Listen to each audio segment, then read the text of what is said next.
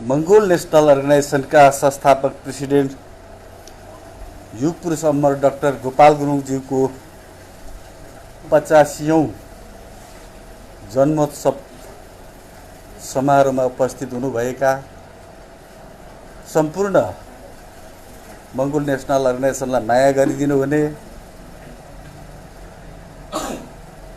Mongol national अर्गनाइजेसनका समर्थक शुभेच्छुक लगायत यस 25औं जन्मोत्सव मनाइरहनु हुने देश विदेशका मंगोल नेशनल अर्गनाइजेसनका पदाधिकारीज्यू समर्थक शुभेच्छुक सम्पूर्णमा म यहाँहरुमा जय मङ्गलको न्यानो अभिवादन सर्वप्रथम टक्राउन चाहन्छु। जय मङ्गल।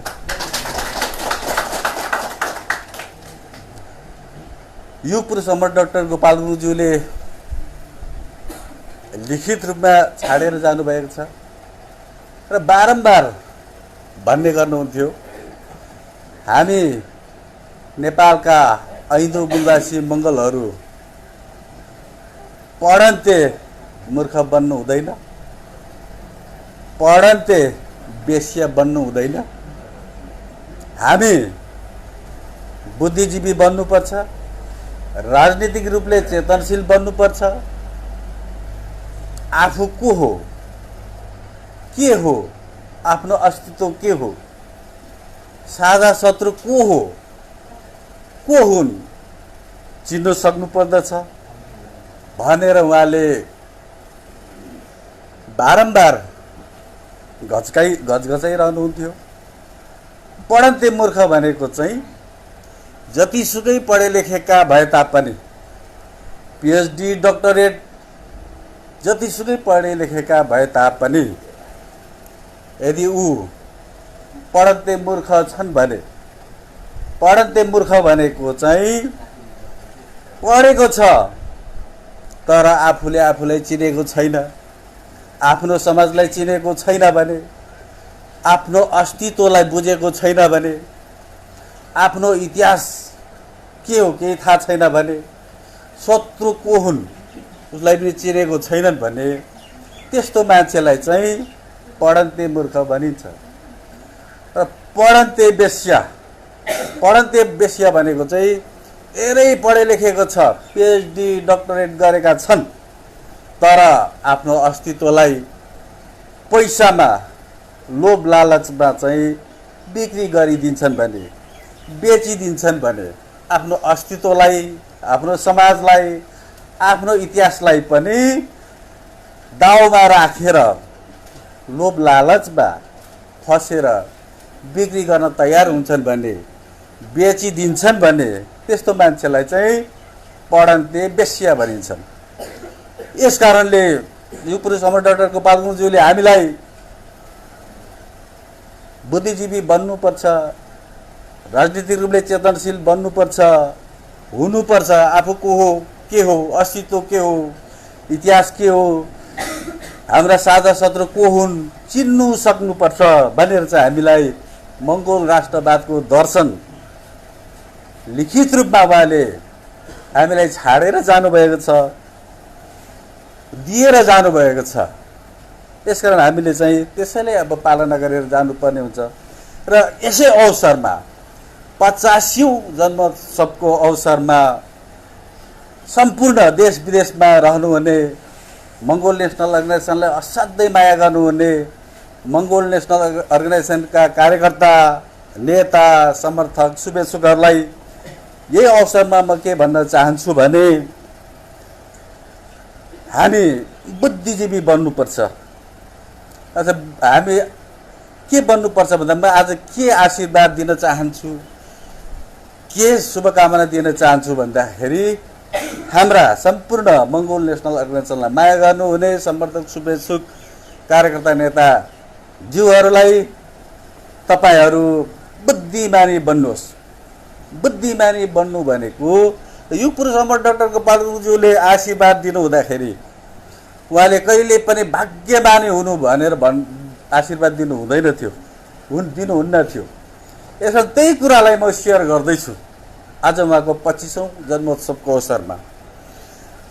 हामी भाग्यमानी हुनुहोस् भनेर चाहिँ म आशीर्वाद अथवा शुभकामना दिन चाहन्न।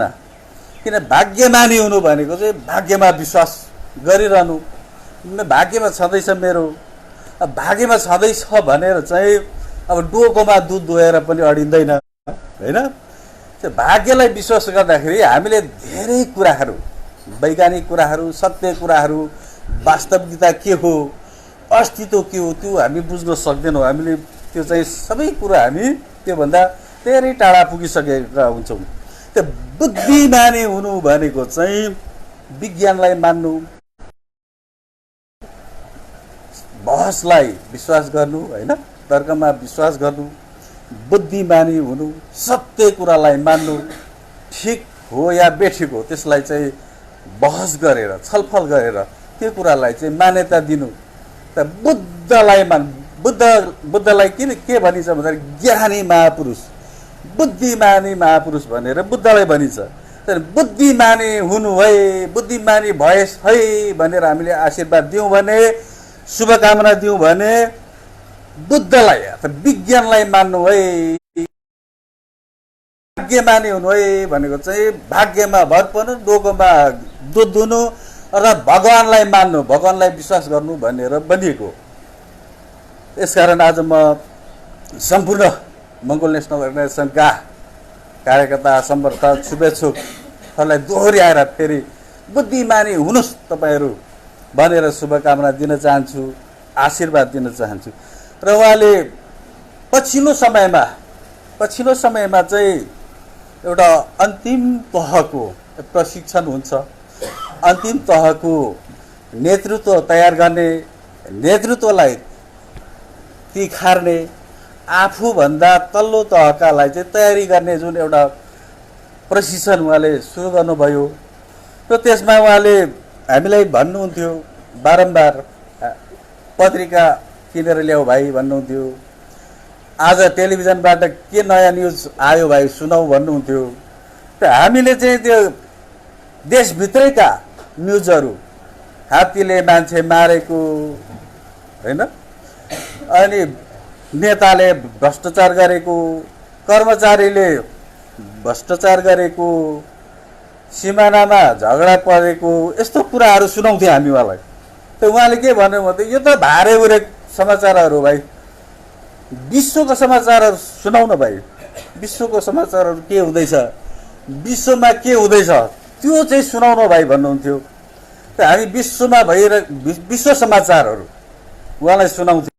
त्यो के रहेछ भन्दाखेरि त नेपालको भविष्य, नेपालका मूलवासी मङ्गोलहरूको भविष्य केमा सुरक्षित छ त भन्दाखेरि त्यो संसारमै उथुलपुथुल भएर,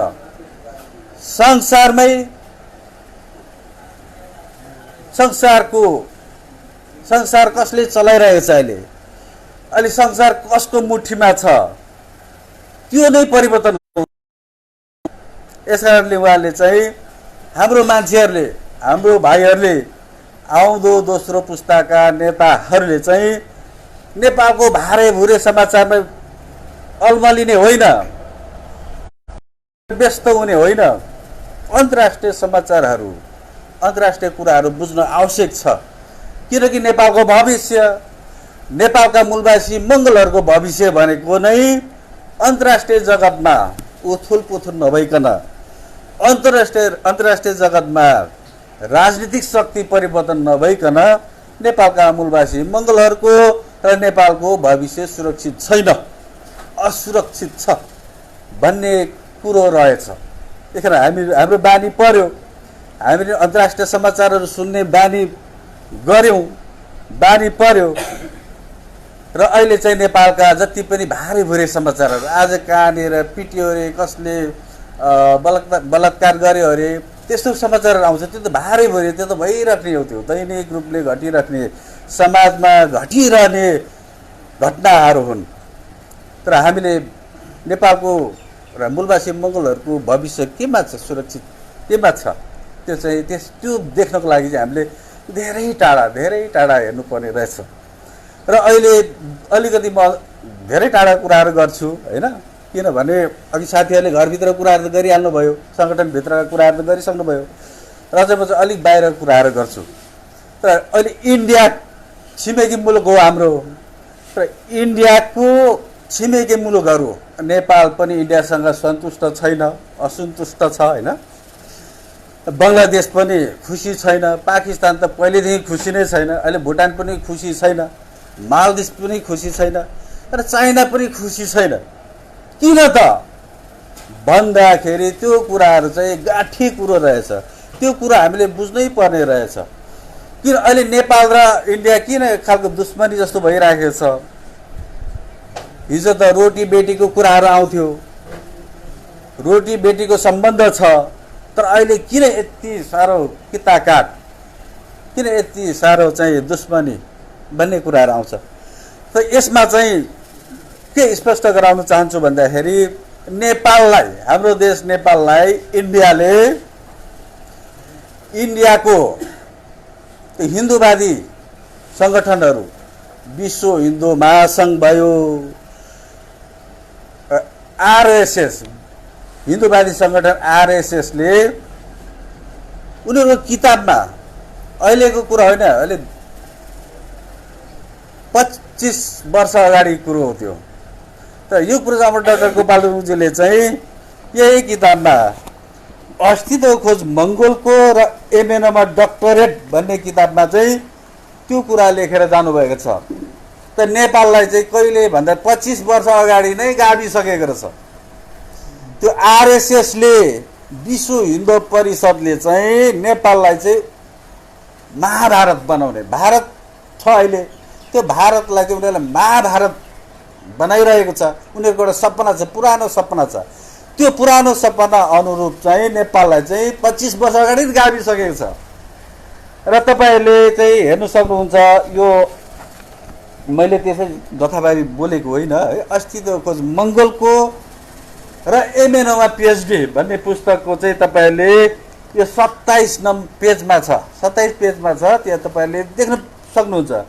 त्यसमा के लेखिएको छ भन्दाखेरि यसपटक भारतीय हिन्दू आरएसएस र विश्व हिन्दू परिषदले एउटा घटलाग्दो पुस्तक वितरण गरेको छ। त्यसमा भएको मानचित्र नक्सामा नेपाल भारतमा गाभिएको छ। हाम्रो नेपाल त त्यतिखेरै उनीहरूले गाभिसकेको छ होइन। नेपाल मात्रै होइन, किनभने बङ्गलादेश पनि गाभिएको छ त्यो पुस्तक, र पाकिस्तान पनि गाभिएको छ। पाकिस्तानको के छ भन्दाखेरि पाकिस्तानको एउटा कटाक्ष भन्ने झिल छ, त्यो चाहिँ हिन्दूहरूको भगवानको आँसु खसेको ठाउँ हो भन्छ। हाम्रो भगवान त्यहाँसम्म बसेको, हाम्रो भगवानको आँसु त्यहाँ झरेको छ, त्यो इलाका पनि हाम्रै हुनुपर्छ भनेर त्यो पनि त्यही सिमानाभित्र गाभिदिएको छ। र अहिले चाइनाले ओगटेको छ, चाइनाले यो तिब्बतलाई ओगटेको छ, तिब्बतको अधीनमा छ होइन, चाइनाको अधीनमा छ तिब्बत।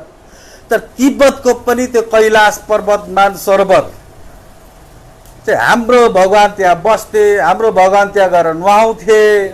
त्यसकारण त्यो इलाका पनि हाम्रो भारत महाभारतमा गाभिनुपर्छ भनेर चाहिँ हिन्दूवादी सङ्गठनहरू, भारतका हिन्दुत्ववादीहरूले चाहिँ त्यसरी गाभेको छ, उनीहरूले नक्सा बनाएर गाभेको छ। यसकारणले श्रीलङ्का पनि उनीहरूको भगवान रामले जितेको देश अरे त्यो, यसकारण त्यो पनि हाम्रो भारतमै हुनुपर्छ भनेर उनीहरूले एउटा नक्सा त्यतिखेरै पास गरेको छ, किताबमै निकालेको छ। त्यतिखेर त कसैले बोल्न सक्ने आँट गरेनन्, कसैले त्यो आवाज उठाउने आँट गरेनन्। तर यो पुरुष अमर डाक्टर गोपाल गुरुङज्यूले चाहिँ त्यतिखेरै 20 वर्ष अगाडि लेखिएको किताब हो यो। 20 वर्ष अगाडि नै उहाँले, यो त खस भाषामा मात्रै लेखिएको छ, यो त कहीँ बाहिर गएन भन्ने कुरो भएन, यो त अङ्ग्रेजीमा पनि यो पुस्तक छापिएको छ, प्रकाशित भएको छ। अङ्ग्रेजीमा यो कुराहरू राष्ट्र अन्तर्राष्ट्रमा गइसकेको छ। यसकारणले त भारतका मूलवासीहरू, त्यहाँका हिन्दू मूलवासीहरू, त्यहाँ क्रिस्चियन, मुसलमान, सिख, जैन त्यहाँका पिछडा वर्गहरू दलित भन्नेहरू चाहिँ आँट गर्न सक्ने भइसकेका थिएनन्, त्यो हैसियतमा पुगिसकेको थिएन। तर यसपालि चाहिँ के भइदियो भन्दाखेरि त्यो चाहिँ किन त्यसरी गरिरहेका छन् भन्दाखेरि हिन्दूहरूको रामायण भन्ने एउटा काल्पनिक उनीहरूले चाहिँ एउटा ग्रन्थ तयार गरेको छ रामायण। त्यो रामायणमा जति पनि कुराहरू वर्णन गरिएको छ, ठाउँहरूको, देशको, त्यो इलाकाको वर्णन गरिएको छ, त्यो रामायणमा वर्णन गरिएको, रामायण त्यो कथामा वर्णन गरिएको जति पनि ठाउँहरू छ त्यो हिन्दू त्यो कायम हुनुपर्छ, हिन्दूहरूकै पकडमा हुनुपर्छ, हिन्दूहरूले नै शासन गर्नुपर्छ भनेर चाहिँ उनीहरू त्यो अभियानमा हिँडिरहेछ। उनीहरूको त्यो चाहिँ पुरानो सपना छ। र अहिले बङ्गलादेश पनि चिडिनुको कारण त्यो हो, किन बङ्गलादेशलाई पनि गाभिएको छ, श्रीलङ्कालाई पनि गाभिएको छ, मालदिभ्सलाई पनि गाभिएको छ, चाइनाको तिब्बतलाई पनि गाभिएको छ। यस कारणले चाहिँ अहिले भारतका छिमेकी मुलुकहरू चाहिँ भारतदेखि रुष्ट छन्, रिसाएका छन्। र यो त उनीहरूको पुरानो सपनाहरू थिए। यो पुरानो सपना चाहिँ कसरी साकार गर्ने त्यसको खोजीमा थियो यिनीहरू। तर त्यसलाई साथ दिनको लागि एउटा ठुलो शक्ति चाहिएको थियो भारतलाई। हाम्रो सपना महाभारत बनाउने सपना, हिन्दुत्व कायम गर्ने सपना,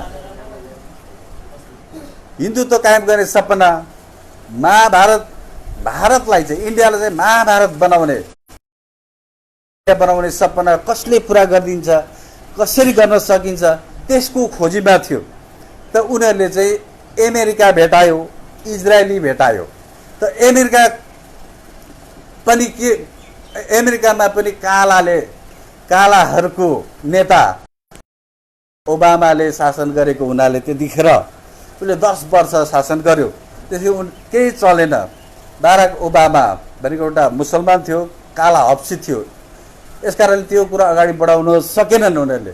र पछि गोरा आए, डोनाल्ड ट्रम्प आइसकेपछि के भयो त भन्दाखेरि डोनाल्ड ट्रम्पको पनि एउटा सपना थियो। के सपना थियो भन्दाखेरि अहिले विश्वको राजनीतिमा आर्थिक रूपले, व्यापारिक हिसाबले, होइन, हरेक किसिमले, सुरक्षाको हिसाबले, सेनाको हिसाबले चाहिँ चीन शक्तिशाली भएर संसारमा चाहिँ फैलिसकेको छ, आइसकेको छ। यस कारणले चाइनालाई रोक्नको लागि, चाइनाको शक्तिलाई रोक्नको लागि, चाइनाको आर्थिक नीतिलाई ध्वस्त गर्नको लागि अमेरिकाले के गर्यो त भन्दाखेरि अमेरिकालाई पनि एउटा त्यस्तो देश चाहिएको थियो, त्यस्तो बलिको बकरा हुने देश चाहिएको थियो।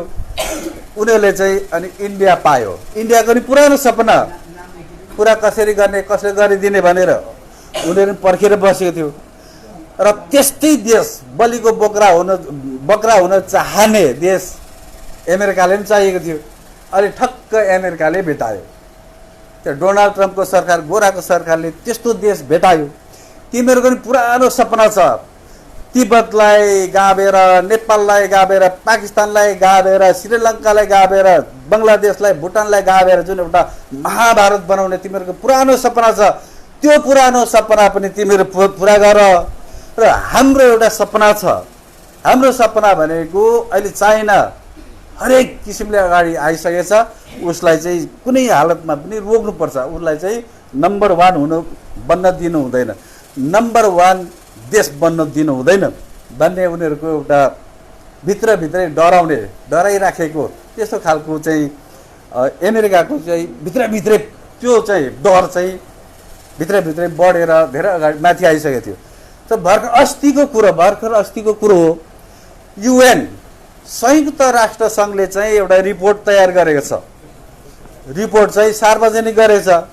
त्यो रिपोर्टले के भन्छ भन्दाखेरि 2024 सन् 2024 सम्ममा अमेरिका चाहिँ चाइना चाहिँ संसारकै सबैभन्दा शक्तिशाली सुपर पावर देश बन्ने छ।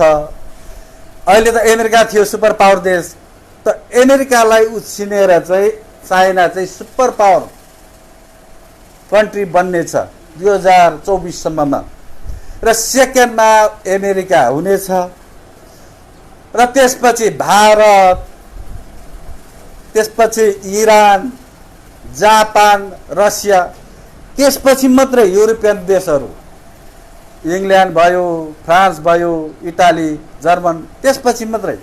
त एसियाकै 5वटा मुलुकहरू अगाडि आउने। त पहिलो चाहिँ भारत भयो, चीन भयो, त्यसपछि अमेरिका, त्यसपछि तुरुन्तै भारत हुने भनेर चाहिँ शक्तिशाली मुलुक हुने, आर्थिक रूपले सम्पन्न हुने भनेर चाहिँ त्यस्तो रिपोर्ट चाहिँ सार्वजनिक गरेको छ। त्यो सार्वजनिक गरिसकेपछि अमेरिकालाई चाहिँ लाजमर्दो भयो, गोराहरूलाई चाहिँ लाजमर्दो भयो। अब हामी चाइनिजको अन्डरमा, मङ्गोलको अन्डरमा बस्नुपर्ने भयो, दोस्रो दर्जाको भएर बस्नुपर्ने भयो भनेर चाहिँ उनीहरूले चाहिँ यो मौकामा यतिखेर हामीले भारतलाई चाहिँ अगाडि सार्नुपर्छ, भारतलाई चाहिँ बलिको बक्रा बनाउनुपर्छ भनेर चाहिँ अगाडि बढिरहेछ। तर अहिले भारत र नेपालका मूलवासीहरू चाहिँ पहिलाको जस्तो छैन। अहिले राजनीतिक रूपले चेतनशील भइसकेको छ। नेपालका मूलवासी मङ्गोलहरूलाई पनि पहिला मास्नको लागि के गर्थ्यो भन्दाखेरि यहाँका हिन्दू आर्य बाहुन क्षेत्री शासकहरूले चाहिँ नक्कली लडाइँहरू गराउँथ्यो, नक्कली लडाइँमा चाहिँ लडाउँथ्यो। त्यो भोटसँग अथवा चाइनासँग कुतीको लडाइँमा त्यसै मराउनुको लागि लडाएको, नाला पानीको लडाइँमा पनि यहाँका मूलवासी मङ्गलहरू मास्टरको लागि लडाएको थियो होइन। पछि पश्चिमतिर गयो, किला काङ्गडातिर गयो, त्यो पनि यहाँका मूलवासी मङ्गललाई नष्ट गर्नुको लागि त्यस्तो फ्याक वार गराएको थियो। फेरि इन्डियामा पनि त्यसरी उनीहरूले बनावटी युद्धहरू गरेर त्यहाँका मूलवासीहरूलाई खत्तम गर्ने जुन योजनाहरू थियो उनीहरू पहिल्यैदेखिको, त्यो अहिले चाहिँ अलिकति भित्री रूपमा चाहिँ भित्रभित्र चाहिँ त्यो चाहिँ निकै विस्तृत त्यो असन्तुष्टको जुन एउटा छ घेरा, त्यो चाहिँ बाहिर आइसकेको छ। अहिले इन्डियाको सेनाहरूले पनि हामी लड्न सक्दैनौँ चाइनासँग, त्यस्तो हामीसँग ट्रेनिङ पनि छैन, त्यस्तो हामीसँग हात हतियार पनि छैन, हामी तयारी पनि छैनौँ भनेर चाहिँ उनीहरूले भित्रभित्र त्यस्तो कुराहरू चलाउनु थालेको छ। र इन्डियाको सेना भनेको त जल सेनाको प्रमुख बेग्लै हुन्थ्यो, थल सेनाको प्रमुख अर्कै हुन्थ्यो, वायुसेनाको प्रमुख अर्कै हुन्थ्यो। तर ती सबै सेना प्रमुखहरूलाई पनि कन्ट्रोल गर्नुको लागि उनीहरूले विश्व हिन्दू परिषदबाट, आरएसएसबाट नेतृत्व गर्ने गरी चाहिँ उनीहरूले अरू नै तयार गरेको छ, अरू 2जना तयार गरेको छ। अजित डोभाल भन्ने एउटा चाहिँ त्यस्तो रहको चाहिँ सबैभन्दा प्रमुख बनाइदिएको छ। उसले जे भने त्यही अरू तल तहले मान्नुपर्ने बनाइदिएको छ होइन। यसकारण अहिले इन्डियामा जबरजस्ती हाम्रो मान्छेहरूलाई लडाउनु खोजे पनि, हाम्रो गोर्खा सेनाहरूलाई चाइनाको विरुद्धमा लडाउनु खोजे पनि मन गरेर लड्नेवाला छैन। मन गरेर लड्यो भने पो जित्ने हो त लडाइँ त। भित्रैबाट चाहिँ हारिसकेको छ भने, मानसिक रूपले नै हारिसकेको छ भने चाहिँ जतिसुकै लडाइँ लडे पनि जित्न सक्दैन। र अहिले भारतमा चाहिँ भारत पनि त्यस्तो शक्तिशाली मुलुक, तेस्रो मुलुक, विश्वको तेस्रो मुलुक भएर आउँदै थियो। किन आइरहेको थियो भन्दाखेरि अहिले चीनको जुन एउटा रणनीति छ, उसको रणनीति सिप्याकको रणनीति छ, बीआरआईको रणनीति छ। त्यो रणनीतिले चाहिँ एसिया सबैभन्दा धनी हुन्छ, एसियाको मुलुकहरू सबै धनी हुन्छन्। त विश्वको सबैभन्दा टप 5वटा देश त एसियाकै पर्छ। यसकारण अब विश्व चाहिँ हिजो पहिलो विश्वयुद्धभन्दा अगाडि चाहिँ युरोपले विश्वलाई चाहिँ हाँकेको थियो। विश्व नै युरोप महादेशको कब्जामा थियो पहिलो विश्वयुद्ध अगाडि। र दोस्रो विश्वयुद्ध यो संसार कसको अधीनमा गयो त भन्दाखेरि अमेरिकाको अधीनमा गयो। र अब यो तेस्रो विश्वयुद्ध हुँदैछ, यो तेस्रो विश्वयुद्धले चाहिँ कसको हातमा चाहिँ यो विश्व पुर्याउँदैछ भन्दाखेरि एसियाकै हातमा, एसियनकै हातमा चाहिँ अब विश्व चाहिँ कब्जामा पर्दैछ। त्यो कुरो चाहिँ संयुक्त राष्ट्र सङ्घले अस्ति भर्खर उनले चाहिँ रिपोर्ट तयार गरेर सार्वजनिक गरेको छ। यो कारणले एसियाले लिड गर्छ अब संसारलाई। यो कारणले चाहिँ चाइना चाहिँ सुपर पावर कन्ट्री हुन्छ। सबैभन्दा शक्तिशाली, सबैभन्दा पहिलो नम्बरमा चाइना हुन्छ भनेर उनले रिपोर्ट तयार गरेको छ। त्यो तयार गरेपछि अहिले जति पनि उथलपुथलहरू भइराखेको छ, उथलपुथल हुनै पर्ने थियो संसारमा। तब मात्रै नेपालका मूलवासीहरूले, भारतका मूलवासीहरूले चाहिँ अगाडि बढ्ने, गन्तव्यमा पुग्ने त्यो बाटोहरू खुल्ला हुन्थ्यो। किनभने अहिले हाम्रा मान्छेहरूले त काङ्ग्रेसलाई पनि भोट दियो, माओवादीलाई पनि भोट दियो, एमालेलाई पनि भोट दियो, राजालाई पनि भोट दियो। तर त्यो भोटको शक्ति चाहिँ सञ्चय भएर चाहिँ कहाँ पुग्थ्यो त भन्दाखेरि साम्राज्यवादीहरूको हातमा पुग्थ्यो, विस्तारवादीहरूको हातमा पुग्थ्यो। हाम्रो मान्छेहरूले त कम्युनिस्टको नाममा हाम्रै मान्छे, हाम्रै दाजुभाइ उठेको छ भन्थ्यो। तर त्यो भोट चाहिँ कहाँनिर शक्ति सञ्चय भएर कहाँ पुग्थ्यो त भन्दाखेरि हाम्रो हातमा पुग्दैन थियो, हाम्रो मान्छेहरूको हातमा पुग्दैन थियो। त्यो शक्ति त अब साम्राज्यवादीको नाइके को हो त भन्दाखेरि अमेरिका पुग्थ्यो, इङ्ल्यान्ड पुग्थ्यो, इजरायल पुग्थ्यो, त्यहाँबाट पोलिसी बनेर आउँथ्यो। र अहिले चाहिँ जुन एउटा आउनु पर्ने थियो, डाक्टर गोपाल गुरुङज्यूले त्यही भएर चाहिँ हामीलाई चाहिँ अन्तर्राष्ट्रिय समाचारहरू पढ, अन्तर्राष्ट्रिय समाचारहरू सुनाऊ भन्नुहुन्थ्यो।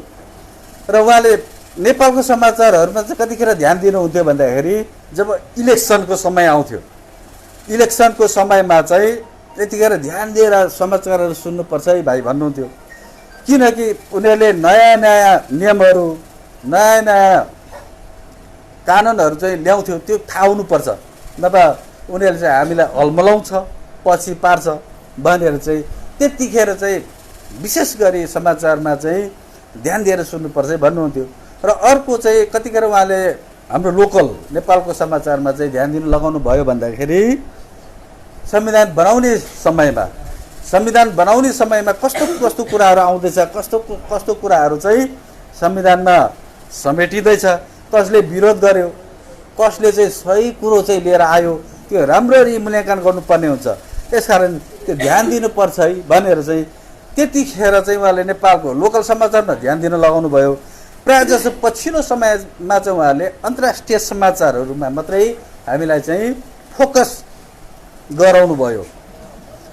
र अहिले चाहिँ यस कारणले चाहिँ अब हाम्रो मङ्गोल नेसनल अर्गनाइजेसनको यहाँका मूलवासी मङ्गोलहरूको चाहिँ हिजो हामीले जतिसुकै सङ्घर्ष गरे पनि, जतिसुकै दुःख कष्ट गरे पनि, जतिसुकै त्याग र तपस्या गरे पनि, किनभने धेरै वर्ष लाग्थ्यो, 100 वर्ष जति लाग्थ्यो अझै हामीले सङ्घर्ष गर्नको लागि। तर अहिले के भयो त भन्दाखेरि हामीले लड्नुपर्ने लडाइँ, हामीले बलिदानी हुनुपर्ने लडाइँ, हामीले त्याग गर्नुपर्ने लडाइँ चाहिँ अहिले चाइनाले चाहिँ त्यही लडाइँ सजिलै प्रकारले, ऊ शक्तिशाली भएको कारणले, उसँग पैसा भएको कारणले उसैले लडिदिँदैछ। अहिले उसले किन लडिदिँदैछ भन्दाखेरि हाम्रो नेपाललाई इन्डियामा गाँट्ने जुन एउटा हिन्दूवादीहरूको जुन एउटा सपना थियो, त्यो सपनालाई चकनाचुर बनाउने काम चाहिँ कसले गर्यो भन्दा चाइनाले। त्यो त हामी नेपालको मूलवासी मङ्गोलहरूले त अहिले सक्दैन थियौँ, हामीलाई त धेरै वर्ष लाग्थ्यो होइन, धेरै वर्ष लाग्थ्यो। त्यो सपना पुरा गर्ने काम चाहिँ अहिले चाइनाले एक प्रकारले लड्दै आइरहेको छ होइन, चाइनाले लडिदिएको छ। चाइनाले लगभग 90% हामीले लड्ने लडाइँ चाहिँ चाइनाले लडिदिएको छ।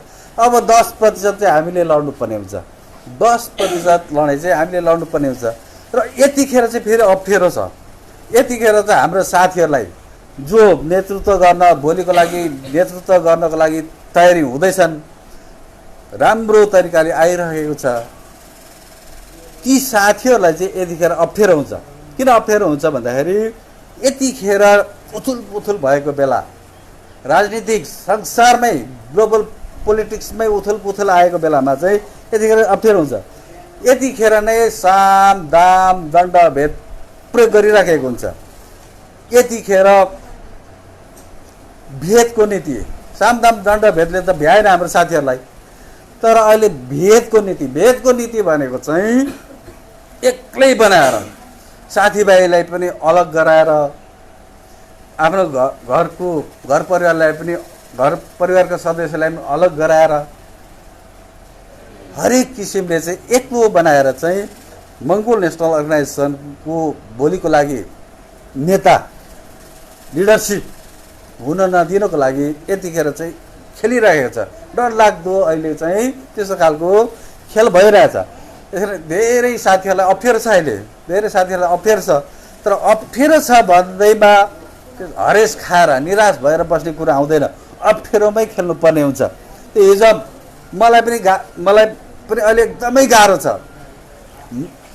अहिले किन गाह्रो छ भन्दाखेरि अब एकदम राम्रो साथीहरू, मलाई साथ र सहयोग गर्ने साथीहरू नै ले साथ दिन नसक्ने गरे अलमलै राख्यो भने उनीहरूलाई अप्ठ्यारो परिस्थितिमा पारिराख्यो भने चाहिँ बुद्धलाल मेचेलाई पनि साथ र सहयोग पुग्दैन। त्यतिखेर उसको पनि केही लाग्दैन, उसले पनि केही गर्न सक्दैन। तर डाक्टर गोपाल गुरुङजीको सपनालाई साकार पार्न उसले पनि सक्ने छैनन्। उसलाई सक्न दिनु हुँदैन भन्ने किसिमले खालको अहिले डरलाग्दो षड्यन्त्रहरू भइरहेछ। र त्यो षड्यन्त्रको शिकार हाम्रा धेरै अगाडि बढिसकेका राम्रा नेताज्यूहरूलाई त्यो शिकार उहाँहरू भइराख्नु भएको छ। र यसबाट उहाँहरू चाहिँ अगाडि बढ्न सक्नुपर्ने हुन्छ। उहाँहरू हिम्मत गर्नुपर्छ।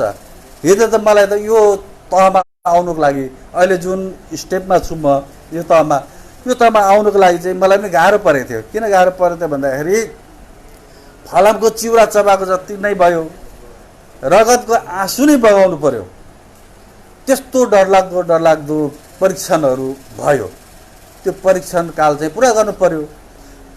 अलिकति उदाहरणको लागि के भन्न चाहन्छु भन्दाखेरि अब यो पुरुष अमर डाक्टर गोपाल गुरुङज्यू भूमिगत हुनुभएको समयमा उहाँ 1 वर्ष भूमिगत भएर भारतमा बस्नुभयो। त्यतिखेर उहाँले मलाई कलकत्ता, आसाम, दार्जिलिङ, सिलगढी सबैतिर उहाँले मलाई चिनाउँदै लानुभयो। चिनाउँदै लाँदाखेरि कलकत्तामा के भयो त भन्दाखेरि त्यहाँ त मलाई बङ्गाली बोल्न आउँदैन थियो, बङ्गला भाषा। त्यो अफिसमा लानुभयो, बङ्गालीहरूको पत्रिकाको त्यो कार्यालय रहेछ। त्यो कार्यालयमा लगेर उहाँले चाहिँ मलाई छोडिदिनु भयो। त्यहाँ त बङ्गला भाषामा चाहिँ पत्रिकाहरू निस्किन्थ्यो, समाचारहरू पनि बङ्गला भाषामै, न्युजहरू पनि आउँथ्यो, रिपोर्टरहरूले पनि त्यही न्युजहरू पठाउँथ्यो। त्यसमा मलाई लगेर तिमीले त्यहाँ यो कुरा गर भनेर छोडिदिनु भयो। मलाई फेरि बङ्गला भाषा नआउने। त कसो गरेर मैले होइन असिना पसिना भएर पनि उहाँले दिनुभएको जिम्मेवारी, उहाँले दिनुभएको निर्देशन चाहिँ मैले पुरा गर्नै पर्ने भयो। त्यो हिन्दीमा कनी कुथी गरेर हिन्दीमा मैले काम चलाउनु पर्यो। र अर्को त्यो काम जसो तसो टर्यो। किनकि आफ्नो भाषा नभएपछि जसरी पनि काम गर्नको लागि हिम्मत चाहिन्छ, होइन, आँट चाहिन्छ भन्ने कुरो सिकाउनु खोज्नु भएको रहेछ उहाँले। र अर्कोचोटि फेरि उहाँले कलकत्तामा एयरपोर्टमा लानुभयो। एयरपोर्टमा लगेपछि अङ्ग्रेजीमा उहाँले कुरो सुरु गर्नुभयो। र त्यसपछि उहाँले मलाई, भाइ तिमीले राम्रो सुन, भाइ मैले राम्रो सुनिन, तिमीले कुरा गर भाइ, मैले उसले बोलेको राम्रो सुनिन भनेर त्यो मलाई यता सबै त्यो गर्नुभयो, टेस्ट गर्नुभयो। त्यही मैले पसिना भएर होइन त्यो अङ्ग्रेजीमै भए पनि काम चलाउनु पर्थ्यो, काम चल्यो क्या तपाईँको। र त्यसपछि काठमाडौँमा त्यस्तै भयो। दोस्रोचोटि मात्रै भयो, सानोमा एकपल्ट काठमाडौँ गएको थिएँ। त्यसपछि धेरै वर्ष 20 वर्ष पछाडि काठमाडौँ गएको थिएँ। त कुन अब चोक कता हो, बस स्टेसन कता हो, त्यो पनि मलाई ठिम्बाउनु गाह्रो परिरहेको थियो। त्यतिखेर पनि उहाँले मलाई डरलाग्दो एउटा परीक्षण गर्नुभयो। त्यो नयाँ ठाउँ मैले केही बुझेको थिइनँ। त्यस्तो ठाउँमा उहाँले मलाई 5 वटा जस्तो ब्याग बोकाएर चाहिँ अब तिमी यो सिधै झापा लगेर पुर्याऊ, त्यहाँ पुर्याएर शान्तिलाल धिमाल भाइकोमा राख भन्नुभयो। अनि मैले त्यो 5 वटा ब्याग चाहिँ लिएर आउँदाखेरि त्यो कलङ्कीमा टिकट काटेँ। कलङ्कीको काउन्टरमा चाहिँ मैले ब्यागहरू राखेँ। जुन बस त्यो टिकट काटेको थिएँ त्यो बस चाहिँ मलामी लिएर आएको रहेछ, झापाबाट मलामी लिएर गएको रहेछ। उसले ढिलो गऱ्यो, पशुपतिमा लास जलाउँदा ओर्दा चाहिँ त्यो बस ढिलो आयो, राति आयो। त्यतिखेर चाहिँ के भयो त भन्दाखेरि फेरि क्रस गर्न गाह्रो पर्यो। गाडी आइपुग्यो, 8 बजी गाडी आइपुग्यो, मलाई क्रस गर्न गाह्रो पर्यो। किन क्रस गर्न गाह्रो पर्यो भन्दाखेरि 5 वटा ब्याग थियो मेरो, 5 वटा ब्याग बोकेर जानु छ। अनि त्यो काउन्टरको मान्छेले मेरो पछि पछि आऊ भनेर भन्यो। र मैले ब्याग बोकेर पछि पछि जाँदै थिएँ। तर त्यसमा अलिकति त्यो गाडी त्यो क्रस गर्न गाह्रो पर्छ, कलङ्कीमा पर्थ्यो। त्यतिखेर म त्यहाँ छोडिएँ। आधा घन्टा भइसक्यो त्यहाँ मैले त्यो त पार गर्ने त्यो ठाउँै भेटिनँ। त्यो त मौकै परेन, गाडी आएकै गर्यो।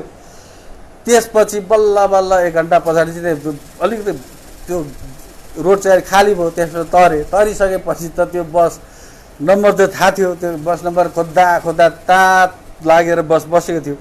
खोज्दा खोज्दा मैले बसै भेट्न सकिनँ। असिना पसिना भएर टुप्पीदेखि पसिना तालुसम्म आइसक्यो होइन।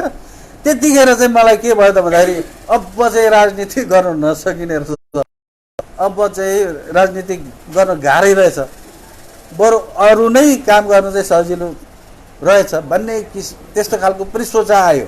त्यस्तो खालको रिसको पनि सबैभन्दा ठुलो रिस पनि उठ्यो होइन। त्यतिखेर आँसु नै अब मेरो त्यस्तो खालको आँसु चुह्यो, पसिना चुह्यो। र त्यसपछि चाहिँ बल्ल बल्ल आइडिया आयो मलाई पनि त्यो गाडी कहाँ छ भन्ने कुरो। त्यतिखेर मोबाइलको जमाना पनि थिएन। त मैले त्यो ल्यान्डलाइनमा गएर चाहिँ त्यो टिकटमा नम्बर थियो, डायल गर्दाखेरि पर पेट्रोल पम्प अगाडि चाहिँ पर्खिरहेको छ, तपाईँलाई 1 घन्टा भइसक्यो, तपाईँ कहाँ हराउनु भयो भनेपछि त्यसपछि बल्ल बल्ल म त्यो ठाउँमा पुगेँ। उपाय पनि हुँदो रहेछ होइन। र अहिले त्यत्तिकै अब नेतृत्व गर्न सक्ने, ऐतिहासिक हुने कुराहरू भए, लिडर बन्ने कुराहरू भए त्यो गाह्रो छ। फलामकै चिउरा चबाउनु पर्ने हुन्छ होइन, रगतकै आँसु खानुपर्ने हुन्छ, चुहाउनु पर्ने हुन्छ। र अहिले यसो हेर्छु मेरा साथीहरूलाई, यो त यस्तो घडी हो कि सङ्कटकालको घडी हो यो। यतिखेर त नेता पनि मारिदिन्छ, यतिखेर तलमाथि भयो भने त खत्तम गरिदिन्छ। यो समयमा चाहिँ एकदम बस्नुपर्ने हुन्छ, एकदम यतिखेर चाहिँ बुद्धि पुर्याउनु पर्ने हुन्छ। अब मैले चाहिँ डाक्टर गोपाल गुरुङज्यूको जुन उहाँले 21 वर्ष किताब लेख्नुभयो, 21 वर्ष सन् 1985 देखि लिएर सन् 2006 सम्म उहाँले किताब लेख्नुभयो। त्यो किताब भनेको चाहिँ हाम्रो हिन्दूहरूको 4 वेद भन्छ नि, हो त्यस्तै उहाँले 4 वटा किताब लेख्नुभएको छ। नेपाली राजनीतिमा अधेका सच्चाइ, नेपाल र सिक्किमको राजनीतिमा नौलो अछुत जनजाति फिरिङ्गे समुदाय, र तेस्रो चाहिँ अस्तित्व खोज मङ्गोलको र एमएनमा पिएचडी, र चौथो पुस्तक चाहिँ मङ्गोलवाद माओवाद बाहुनवाद, नेपाली राजनीतिमा मङ्गोलवाद बाहुनवाद माओवाद भन्ने 4 वटा किताब लेख्नुभएको छ। त्यो 4 वटा किताब भनेको चाहिँ जस्तै हिन्दूहरूको 4 वेद भन्छन् नि, हो त्यस्तै हामी यहाँका मूलवासी मङ्गोलहरूको निमित्त पनि त्यो 4 वेद जत्तिकै हो, त्योभन्दा पनि महान हो कि त्यसैमा चाहिँ तपाईँको अधिकार, त्यसैमा चाहिँ तपाईँको अस्तित्व, सबै कुरो यही किताबमा सुरक्षित छ। तर हामीले चाहिँ खोज्नु सक्नुपर्छ। त यो उहाँले किन लेखेर जानुभयो भने हामी डर छेरुवा भयौँ अरे, हामी केही गर्न नसक्ने भयौँ अरे। तर हाम्रो आउने छोराछोरीले पनि खोजेर आफ्नो देश, आफ्नो अधिकार, आफ्नो अस्तित्व चाहिँ फिर्ता गरेर ल्याउन्, आफ्नो देशको आफै मालिक बनुन्, आफै शासक बनुन्, त संसारमा शिर ठाडो पारेर छाती चाक्लो पारेर बाँच्न सकुन् भनेर उहाँले ऐतिहासिक एउटा दस्तावेजको रूपमा चाहिँ एउटा उहाँले मङ्गोल मुक्तिको एउटा ग्रन्थ, धार्मिक ग्रन्थ, मुक्तिको ग्रन्थ तयार गरेर छाडेर जानुभएको छ। यसकारण मैले भनेको कुरा तपाईँहरूले हुबहु मान्नुपर्छ भन्ने कुरो आउँदैन। त मैले डाक्टर गोपाल गुरुङज्यूको कुरो, उहाँले लेख्नुभएको 4वटा किताबको कुरो र उहाँले भन्नुभएको भाषणहरू, उहाँले दिनुभएको प्रशिक्षणहरू धेरैपल्ट पढेर सुनेर अल्टाइ पल्टाइ गरेर मात्रै अन्तिममा मात्रै मैले हो ठिक हो उहाँले भन्नुभएको कुरो यो कारणले ठिक हो, यो पोइन्टले चाहिँ सही छ भनेपछि मात्रै मैले चाहिँ उहाँको पछि लागेर उहाँको सपना पुरा गर्ने किसिमले अगाडि बढ्न सफल भएँ। त्यसैले मैले जुन कुरो भन्दैछु अहिले तत्कालै अहिले काम लाग्दैन, तर तपाईँहरूले चाहिँ यसलाई चाहिँ उल्टाइ पल्टाइ गरेर नेगेटिभ पोजिटिभ गरेर छुट्याएर चाहिँ कुन कुरो ठिक छ ठिक छैन, ठिक छ भने तपाईँहरूले साथ दिनुपर्छ, सही गर्नुपर्छ, तर ठिक छैन भने तपाईँहरूले प्रतिक्रिया स्वरूप चाहिँ तपाईँहरूले त्यो दिनुपर्छ, आफ्नो भनाइहरू राख्नुपर्छ, आफ्नो कुराहरू दिनुपर्छ। त्यसपछि मलाई पनि सजिलो हुन्छ कहाँनिर चाहिँ त्रुटि भयो, कहाँनिर भुल भयो भन्ने कुराहरू आउँछ। यस कारणले म तपाईँहरूमा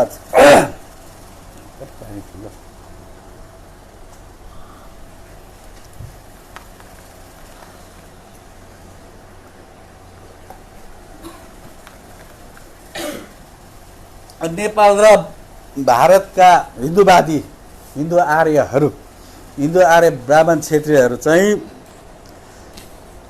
यिनीहरू चाहिँ ढुङ्गालाई पुज्ने भएको कारणले ढुङ्गा जस्तै यिनीहरूको मन हृदय चाहिँ कठोर हुन्छ। जस्तै हामी नेपाल र इन्डियाका मूलवासीहरूलाई चाहिँ यिनीहरूले दलेर हेपेर कुल्चेर चाहिँ बुझ्नै नसक्ने, आफ्नो कुरो पनि आफूको के हो अस्तित्व पनि बुझ्नै नसक्ने, आफूले आफूलाई चिन्नै नसक्ने बनाइसकेपछि के भयो त भन्दाखेरि खासमा चाहिँ यो हिन्दू आर्य ब्राह्मण क्षेत्रीयहरू चाहिँ शैतानलाई, राक्षसलाई पूजा गर्छ उनीहरू। जस्तै यिनीहरूको डिएनए परीक्षण गर्दाखेरि यिनीहरूको पुर्खा यहुदीहरू, त्यो इजरायली यहुदीहरू छन्, त्यो उनीहरूले कसलाई पूजा गर्छ भन्दा शैतानलाई, राक्षसलाई पूजा गर्छ। उनीहरू चाहिँ डाइरेक्ट कसलाई, शैतानलाई पूजा गर्छ। शैतानको पनि शक्ति हुन्छ, त्यो शैतानको शक्तिलाई पूजा गर्छ। तर ठिक नेपाल र इन्डियाका मूलवासीहरूले चाहिँ बुझ्न सकेन। त्यो उनीहरूले कसलाई पूजा गरिरहेछ अहिले भन्दाखेरि जो हत्यारा छ, जसले चाहिँ बलात्कार गरिरहेको छ, उसैले भगवान भनेर उसैलाई पुजिराखेको हुन्छ। जस्तै उनीहरूले अहिले रामको कुरा लिएर आएछ नेपालमा, राम नेपालमा जन्मेको भनेर। किन यो कुरा लिएर आएछ भन्दाखेरि अब नेपालको र भारतको राजनीतिक अधिकार, आर्थिक अधिकार चाहिँ कसको मुठीमा छ भन्दाखेरि बाहुन क्षेत्रीको मुठीमा छ। त रामलाई अगाडि यहाँ ल्याइसकेपछि रामको मन्दिर बनिन्छ, रामको विषयमा पढाइ हुन्छ, रामको विषयमा मात्रै भजन कीर्तन हुन्छ। र यहाँ त बुद्धलाई चाहिँ बुद्धको कुरा त ओझेल पर्छ। बुद्धको कुरा ओझेल परेपछि चाहिँ त्यो स्कुल बनिने कुराहरू, वैज्ञानिक बनिने कुराहरू, हस्पिटल बनिने कुराहरू चाहिँ सबै ओझेल पर्छ। सबै मान्छेहरू चाहिँ धूपकाठी लिएर चाहिँ ढोग्न होइन, दर्शन गर्न मात्रै तछाड मछाड भएर इतिहास पनि त्यसै बनिन्छ, पाठ्यक्रम पनि पढाइ पनि त्यस्तै किसिमको हुन्छ। त्यस कारणले चाहिँ उनीहरूले चाहिँ अहिले चाहिँ रामलाई चाहिँ यता सारिरहेछ। अब इन्डियामा चाहिँ रामलाई बचाउनु गाह्रो पर्यो, उनीहरू नेपालमा जन्मेको भनेर अगाडि सानो कारण थियो। किन भन्दा नेपालमा चाहिँ यहाँका मूलवासी मङ्गोलहरूको हातमा चाहिँ राजनीतिक सत्ता र आर्थिकको लगाम चाहिँ यहाँका मूलवासी मङ्गोलहरूको मुठीमा जान्छ कि अधीनमा जान्छ कि भनेर उनीहरू डराएर चाहिँ अहिले के गरिरहेछ भन्दाखेरि उनीहरूले चाहिँ रामलाई ल्याएछ। यहाँको बुद्ध भन्ने बित्तिकै मैले भने बुद्धिमानी हुने वैज्ञानिकको कुराहरू आउँछन् यहाँ होइन। त्यो कुराहरू चाहिँ ओझेल पार्नको लागि उनीहरूले चाहिँ रामलाई अगाडि सारिरहेछ होइन। त राम भनेको चाहिँ के हो त भन्दाखेरि अब उनीहरू रामलाई किन पूजा गर्छन् भन्दाखेरि बुद्धलाई किन पूजा गर्दैनन् त, बुद्धले त एउटा बिरुवा, एउटा किरा फटेक्रा पन्छीधरि नमारेको मानव हो होइन। त्यो मानवलाई चाहिँ पूजा गर्नुपर्ने हो नि। तर रामलाई उनीहरूले किन पूजा गरिरहेछन् भन्दा राम त बालीलाई पनि उसले मारेको छ लुकेर, रावणलाई पनि मारेको छ, सम्भुकलाई पनि मारेको छ हैन। ऊ त हत्यारा हो भनेर चाहिँ उसलाई चाहिँ शैतानको रूपमा हेर्नुपर्ने हो नि त, उसलाई चाहिँ राक्षसको रूपमा हेर्नुपर्ने हो नि त हैन। त्यसै कृष्णलाई रामभन्दा अगाडि कृष्णलाई खुब नेपालमा चाहिँ उनीहरूले अगाडि ल्यायो, भजन पनि कृष्णकै, मन्दिर पनि कृष्णकै गर्यो। कृष्ण चाहिँ अब 1600 गोपनीहरूको हैन, त्यसरी उसले चाहिँ लोग्नेहरूलाई मारेर स्वास्नी बटुल्ने एक खालको त अब त्यसलाई के भनिन्छ, अब एक खालको बेस्या पनि भन्नुपर्ने हो, एक खालको त गुन्डा पनि भन्नुपर्ने हो, एक खालको बलात्कारी पनि भन्नुपर्ने हो, एक खालको हत्याराको रूपमा गनिनुपर्ने हो। तर त्यस्तोलाई चाहिँ पूजा गरेर चाहिँ किन गर्यो त भन्दाखेरि उनीहरूको पुर्खा नै त्यस्तै छन्। उनीहरूको पुर्खा भनेको यहुदीहरू नै शैतानलाई पूजा गर्छ, उनीहरूले पूजा नै शैतानलाई गर्छ। त नेपालमा पनि उनीहरूले, नेपाल इन्डियामा पनि उनीहरूले शैतानलाई नै पूजा गरेको। तर के गरिदियो भन्दाखेरि हाम्रो पुर्खाहरू त महान हुन् नि त, हाम्रो पुर्खाहरू त त्यागी हुन्, बुद्ध, अशोक, रावण हैन, यिनीहरू चाहिँ बाली हैन। उनीहरू चाहिँ एक खालको के त भन्दाखेरि त्यसरी हत्या हिंसा नगर्ने मानवतावादीको मान्छेहरू। त मानवतावादी चाहिँ राक्षस बनाइदियो उनीहरूले। अझै तपाईँहरूले बाहुन छेत्रीले भन्ने गरेको पनि सुन्नुहुन्छ होला। के सुन्नुहुन्छ होला भने त्यो अलिकति त्यो सङ्केत हो। हाम्रो अहिले यहाँ नेपालमा भएका बाहुन छेत्रीहरू चाहिँ पहिलाको जुगमा चाहिँ राक्षस थिए। त्यहाँ राक्षस नै अहिले बाहुन छेत्रीको रूपमा जन्मेको भनेर भन्न थालेको छ नि। तपाईँहरूले यसो सुन्नु पनि भएको होला, यस्तै कतै पढ्नु पनि भएको होला। त्यो एउटा सङ्केत हो, किनभने उनीहरूले पूजा गर्ने भनेकै नेगेटिभलाई हो र उनीहरूले पूजा गरेको चाहिँ नेगेटिभ भनेको शैतानलाई हो गरिरहेको छ। त शैतानलाई चाहिँ उनीहरूले चाहिँ भगवान बनाइदियो। तर यहाँको नेपाल र इन्डियाको मूलवासीले त्यो कुरा थाहा पाउँछ भनेर उनीहरूले नक्सामा, फोटोमा, हरेक कुरामा चाहिँ राम्रो देखाइदियो। त हाम्रो मान्छेलाई त यत्रो त दारा पलाएको, सिङ पलाएको, जुङ्गाको मुठा बनाएको बनाइदियो उनीहरूले। जो कि हाम्रो पुर्खाहरू चाहिँ अहिंसावादी थिए, अहिंसाको पुजारी थिए, बौद्ध मार्गी थिए, मारिनुमा तयारी भए, काटिनुमा तयारी भए, तर मार्न, हत्या हिंसा गर्ने हाम्रो पुर्खाहरू थिएनन्। तर हाम्रो पुर्खाहरूलाई चाहिँ काट्ने, मार्ने राक्षस बनाइदियो। त उनीहरूको पुर्खा चाहिँ शैतानलाई पूजा गर्छ, उनीहरू राक्षसलाई पूजा गर्छ। जस्तै तपाईँहरूले दुर्गाको कुरा गर्नु होइन, दुर्गाको अब कालीको जिब्रो रगतले पुरै रातो भएको जिब्रो, टाउकोकै माला होइन, हातकै माला लगाउनेलाई चाहिँ उनीहरूले किन चाहिँ माता, भगवान, देवता मान्छन् त भन्दाखेरि शक्ति भनेको चाहिँ शैतानको पनि शक्ति नै हुन्छ, सत्य धर्मको पनि शक्ति हुन्छ र शैतानको पनि शक्ति हुन्छ। त्यो नेगेटिभ पोजिटिभ हो होइन। पोजिटिभ चाहिँ हामी भयौँ मङ्गोलहरू, त उनीहरू चाहिँ नेगेटिभ भयो। त नेगेटिभमा पनि शक्ति हुन्छ, त पोजिटिभमा पनि शक्ति हुन्छ।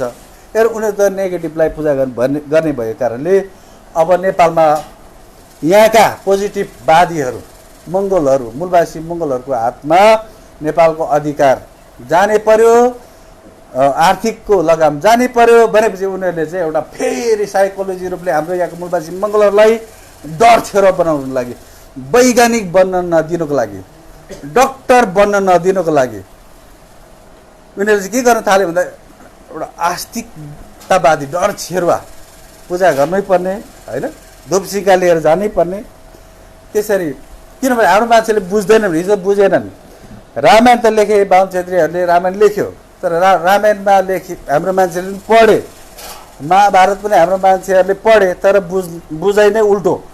किन उल्टो भन्दाखेरि बाहुन छेत्रीले त्यहाँ भएको कुराहरू के भए त्यो घटनाहरूलाई हेरेर रामले के गर्यो, कृष्णले के गर्यो होइन, बालीले के गर्यो, सुग्रीवले के गर्यो, विभीषणले के गर्यो, त्यो पात्रहरूलाई हेरेर हाम्रो समाजमा पनि के खोज्छन् भन्दाखेरि सुग्रीव जस्तै हनुमान आफ्नै दाजुको विरुद्धमा लाग्ने उनीहरू मान्छे खोज्छ, अनि विभीषण जस्तै आफ्नो दाजुको विरुद्धमा लाग्ने चाहिँ उनीहरूले हाम्रै परिवारभित्र खोज्छ। उनीहरू त्यसरी सिक्छ। तर हाम्रो मान्छेहरूले चाहिँ रामायण त पढ्छ, महाभारत पनि पढ्छ, तर आमा साली भगवान रहेछ भनेर धुप सिङ्का लिएर चाहिँ पूजा गर्न थाल्छ होइन। त्यो बुझाइको उल्टो भयो हैन। त बाहुन छेत्रीले चाहिँ रावणलाई कसरी मार्यो, रामले कसरी मार्न सफल भयो भन्दाखेरि उसको भाइलाई चाहिँ दुश्मनी बनाएर रावणको गोप्य कुराहरू चाहिँ सबै आन्तरिक कुराहरू चाहिँ सबै लिएर चाहिँ रावणलाई मार्न सजिलो भयो। रावणसँग यति सेना छ, यति बारुद छ, यति शक्ति छ, यति पैसा छ, यति धन छ, यति सेनाहरू छ भन्ने कुरो चाहिँ उसको भाइले सुनाएपछि नै रामलाई मार्न सजिलो भयो हैन। हो त्यस्तै अब रामायणमा चाहिँ के छ भन्दाखेरि अब लडाइँको कुराहरू पनि छ त्यहाँ, बाहुनहरूले सजिलै सिक्छन् त्यहाँ। जस्तै रामले बालीलाई मार्यो, रामले बालीलाई कसरी मार्यो त भन्दाखेरि त्यो चाहिँ बाहुन क्षेत्रले यहाँले कसरी सिकेका हुन्छन् भन्दाखेरि गुरिला युद्ध भनेको त यहाँका मूलवासी मङ्गोलहरूले थाहै नपाउने गरी कानुन बनाएर हुन्छ कि गोरु काटेको न्युमा हुन्छ कि हैन, काठ तस्करी गरेको न्युमा हुन्छ कि सुन तस्करी को नाममा हुन्छ कि त्यसको नाममा चाहिँ उनीहरूले चाहिँ मार्नु भनेको चाहिँ त्यो चाहिँ गुरिला युद्ध सिकेको हुन्छ। त्यसले कसले मारे, कानुनले नै मार्न दियो हैन। के त्यसमा चाहिँ के गर्थ्यो भन्दाखेरि अहिले पुलिसहरूले त्यो गर्छ नि अलिकति होइन, इन्काउन्टर गर्छ नि, इन्काउन्टर गरेको चाहिँ के गरेको भन्दाखेरि त्यो चाहिँ गुरिला युद्धको कुरो हो। त्यो कसले पुलिसले मारेको भन्ने कुरो पनि आएन त्यसमा हैन, बाहुनले मारेको क्षेत्रले मारेको भन्ने कुरो पनि आएन, किनभने कानुनी रूपले नै उसलाई चाहिँ घोषित गरेर चाहिँ मारेपछि के भन्दा पनि त्यो चाहिँ उनीहरू गुरिला पछाडि भन्छ। त्यो बाली र राम त सिधै लडाइँ खेलेर त मारामार भएको होइन, त उता रुखमा लुकेर चाहिँ रुखमा छेलेर चाहिँ उसले हारेको, त्यो चाहिँ गुरिला युद्ध भन्छ।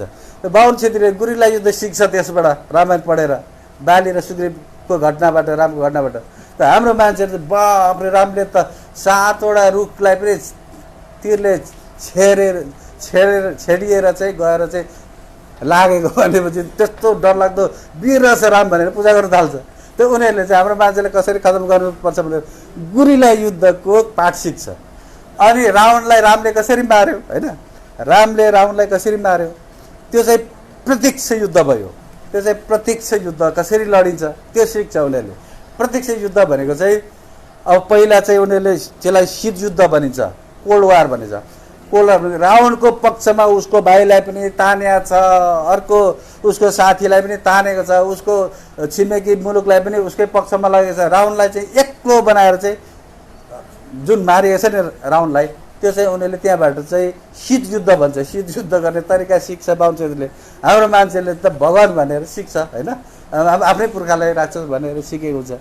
अनि फेरि रामले उसलाई मारेको छ, सम्मुखलाई मार्दाखेरि चाहिँ यसबाट उनीहरूले के सिकेको छ भन्दाखेरि सम्मुखलाई मार भनेको चाहिँ अब यहाँका मूलवासी मङ्गोलहरूलाई चाहिँ विद्वान बन्न दिनु हुँदैन, वैज्ञानिक बन्नु हुँदैन, डाक्टर बन्न दिनु हुँदैन, इन्जिनियर बन्नु हुँदैन भन्ने बित्तिकै त यिनीहरू त बाफ्रे होइन सम्मुखले जस्तो पुरै प्रचार गर्ने, पुरै प्रवचन दिने, पुरै मान्छेलाई चाहिँ सही कुरो सही बाटो देखाउने पो बन्ने रहेछ भनेर चाहिँ उनीहरूले त्यो सम्मुखबाट सिकेको कुरोले चाहिँ अब हामीलाई चाहिँ के गर्छ भन्दाखेरि यहाँ हामीलाई स्कुलै बनाइदिँदैन, उनीहरूले हस्पिटलै बनाइदिँदैन, त्यसो आरक्षणहरू डाक्टर पढ्ने, इन्जिनियर पढ्ने कोटाहरू पनि दिँदैन, खत्तम गरेको हुन्छ। त्यसबाट उनीहरूले त्यो कुरा सिकेको हुन्छ। र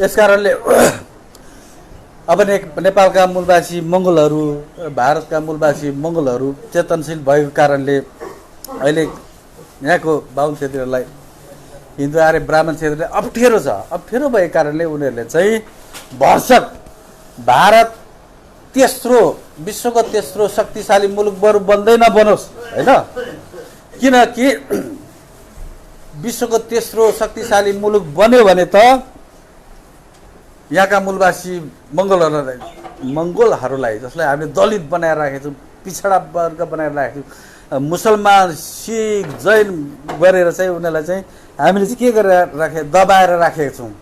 उनीहरू त भोलि त त्यो शासन शक्तिमा पुग्ने भयो, त उनीहरूलाई हामीले स्यालुट गर्नुपर्ने भयो भन्ने भएपछि एक खालको उनीहरूलाई त्यो हिंसाबोध भइराखेको छ।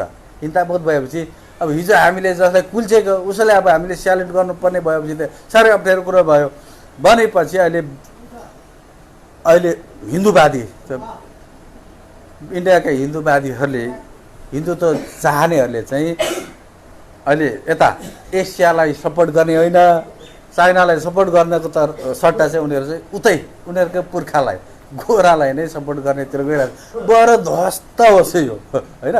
त्यो उनीहरूको मानिसतानी मैले भनिरहेँ कि ढुङ्गालाई पुज्दा पुज्दा उनीहरू कस्तो संस्कार हो त भन्दाखेरि एकदम अब संसारका मानिसहरू जो वैज्ञानिक भएका छन्, बुद्धिजीवी भएका छन्, संसारकै शक्तिशाली मुलुक भएर चाइना कोरियाहरू आइरहेको छ, जापानहरू, त्यो उनीहरू चाहिँ मासु खान्छ गाई गोरुको।